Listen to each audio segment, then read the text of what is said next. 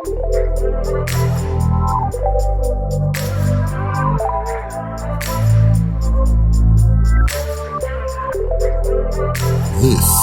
is the Unawarded Black Podcast with your host, Jay Watts.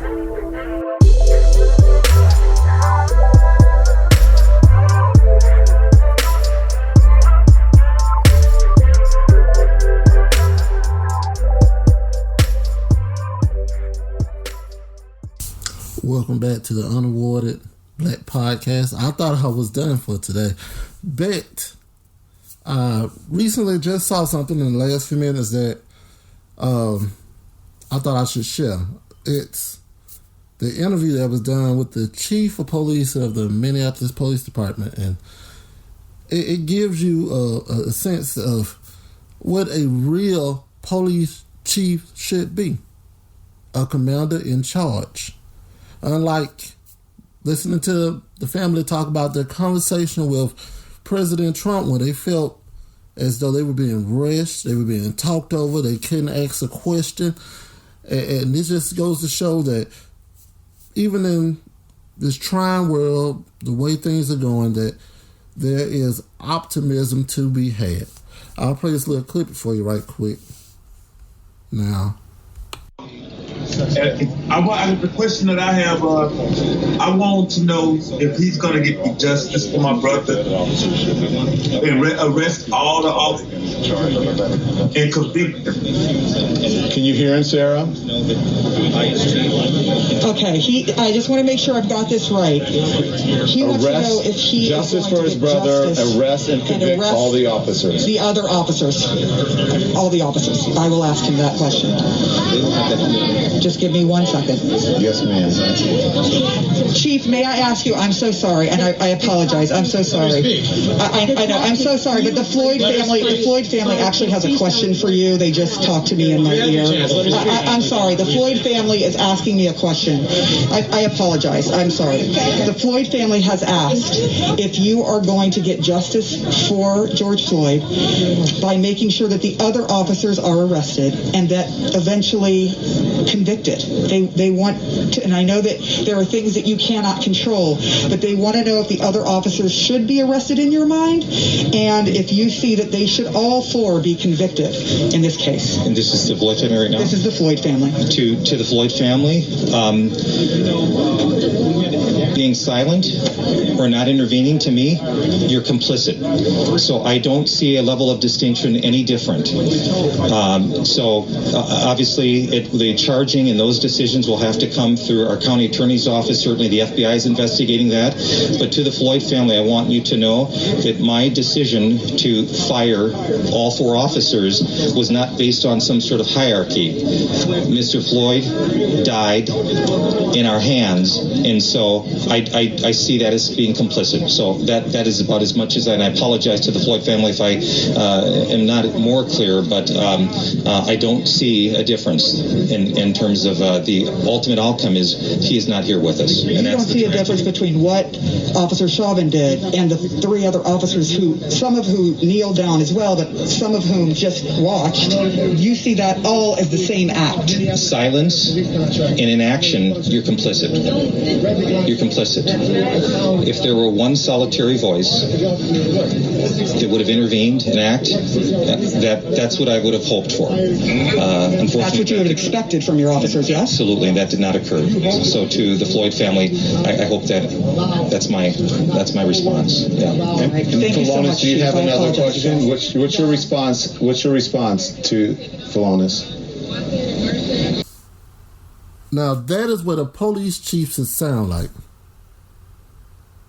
He basically said all four officers, no, he didn't basically say it. He said all four officers are complicit. All four. What he is saying, just like with crimes, if I'm a part of a crime with another person, the other person kills somebody, I'm charged with murder too because I was part of the crime to begin with. All four were part of the crime. All four should be charged. He fired him. He let him go to the as soon as the video came out, gone. It took them long enough to charge one person with third-degree murder. My opinion, they should all have first-degree murder. We'll see which one of them gonna turn. I don't know which one, but one of them gonna turn because one of them don't want that charge. But let's get to the rest of what was said afterwards, because it really just sums up the way, you should feel about this. Because, police chiefs are usually defending their police officers to the death, no matter what they do. For the next part of the clip. They arrest guys every day. They had enough evidence to fire them, so they have enough evidence to arrest them. I don't know who he's talking to, but I need him to do it because we all are listening. Black Lives Matter. Sarah, that was an incredible interview that you did, and it was the first time, hang on, Sarah, you haven't spoken to anyone at the police department, I'm not sure, Philonis, correct me if I'm wrong. Have you spoken to them directly? So that was really the first interaction that you've had with the police department since your brother's death. So, Sarah, in the course of this broadcast, we have been able to connect the family with the police department through your interview. Right, for the first time. I can't tell you, Don, what that's doing to me to hear them have this conversation through me to the chief. Sorry. To hear the pain in the Floyd family's voice and to have to convey that. I hope that I did the right thing for them because I know that they are hurting so badly.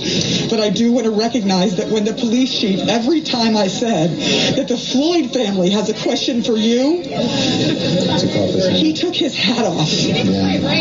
So he wanted to make sure to be respectful. And I know that they are angry. I know you are angry.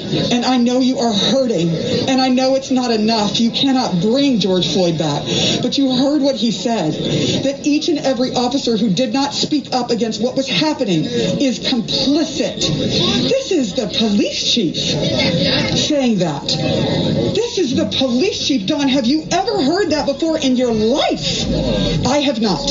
In all of the 12 years I have covered so many protests across the world, and I have never seen a police chief say this. But I know it doesn't cure the ills that the Floyd family is dealing with and that all the people in this neighborhood are dealing with right now. So I hope and pray that I was able to convey what they wanted to the chief in this first time, being able to hear from the chief directly their questions, their concerns. Now after hearing that, you can understand. It's hard to believe. She said 12 years, I've never heard a police chief talk like this. This man took his hat off as to show respect to the family. That is what not just a police chief, but as a human being with respect for another person's life should talk. That's how that person should talk. And unfortunately, you don't hear that every day. It makes me think about Eric Gardner. And you remember how he was choked to death. They say he had an underlying health condition. It's always an underlying health condition. Okay, it's an underlying health condition. Health condition can be aggravated by the actions of others. And when the police chief came out to speak, he made it seem as though, he shouldn't have resisted arrest and he'll be alive. But just so you can kind of gauge what I'm saying here, I'll play that police chief as a contrast to the Minneapolis police chief. Being a police officer is one of the hardest jobs in the world. That is not a statement to elicit sympathy from those we served. It's a fact. Cops have to make choices, sometimes very quickly, every single day. Some are split-second, life and death choices.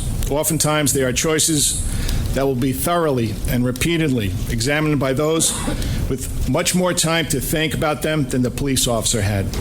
And those decisions are scrutinized and second-guessed, both fairly and unfairly. No one believes that Officer Pantaleo got out of bed on July 17, 2014, thinking he would make choices and take actions during an otherwise routine arrest that would lead to another person's death. But an officer's choices and actions, even made under extreme pressure, matter. It is unlikely that Mr. Garner thought he was in such poor health that a brief struggle with the police would cause his death. He should have decided against resisting arrest, but a man with a family lost his life, and that is an irreversible tragedy. And a hardworking police officer with a family, a man who took this job to do good, to make a difference in his home community, has now lost his chosen career.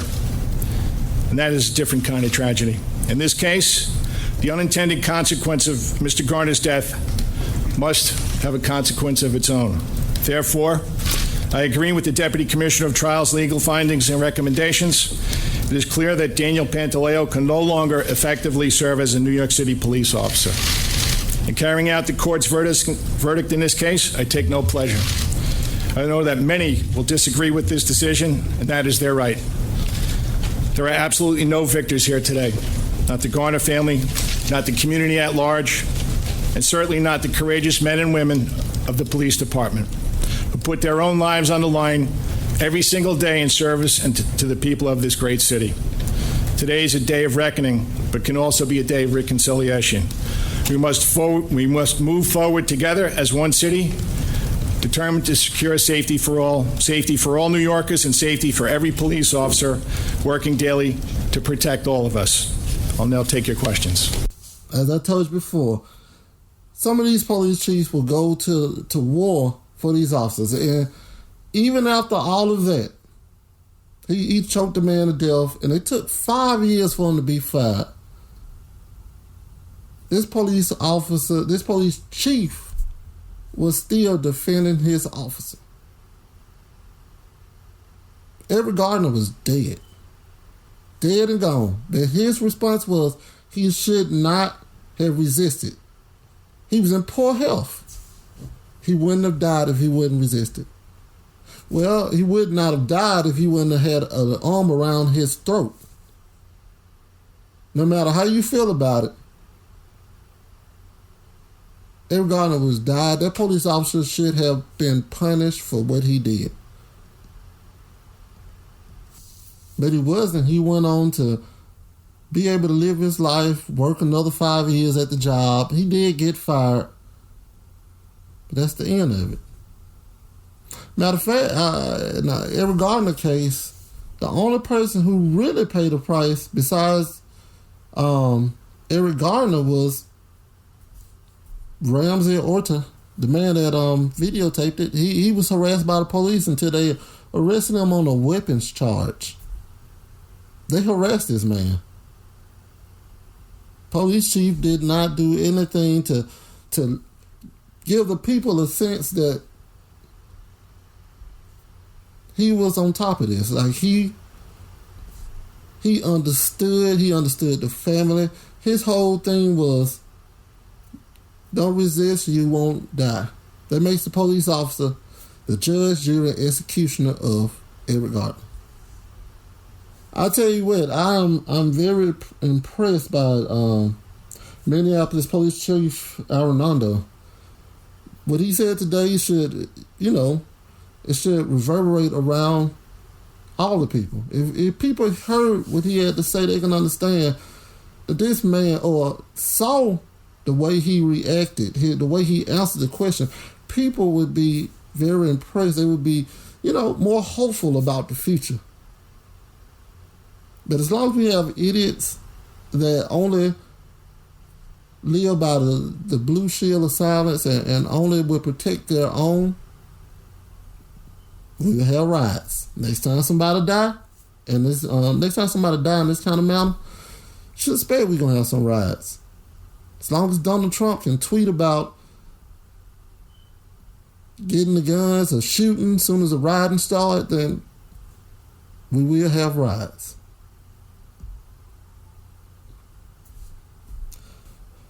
This has been the Unawarded Black Podcast. I'm your host, Jay Watts. Like, subscribe, put a like on my Anchor, and share your thoughts with me. Have a nice day.